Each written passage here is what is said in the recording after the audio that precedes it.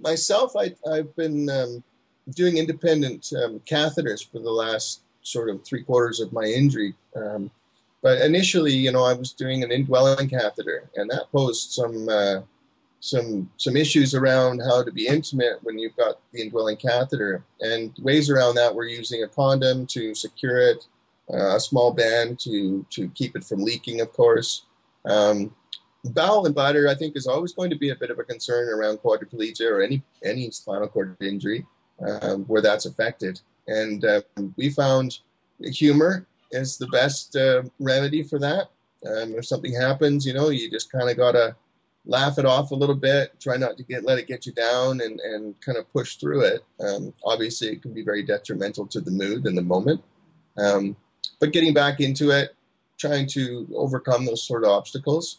Physically, the problem for me was I was an ego-driven 23-year-old young man. And I wanted to be on top. I wanted to drive, and that really was not really an option at that particular part of my recovery.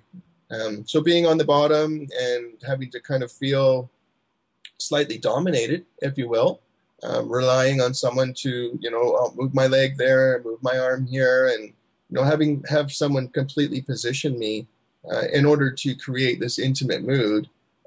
After about 15 steps of, move me here and take my shoes off and undress me and approaching those things.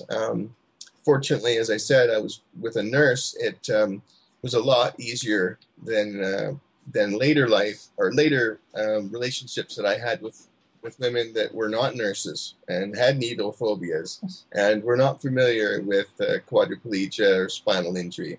And approaching things like, you're going to stick a needle where were problems right from the beginning. And then, of course, the fear of bowel, bladder, things like that, trying to have a proper routine in order to create an opportunity where you wouldn't have those concerns. So a lot of emotional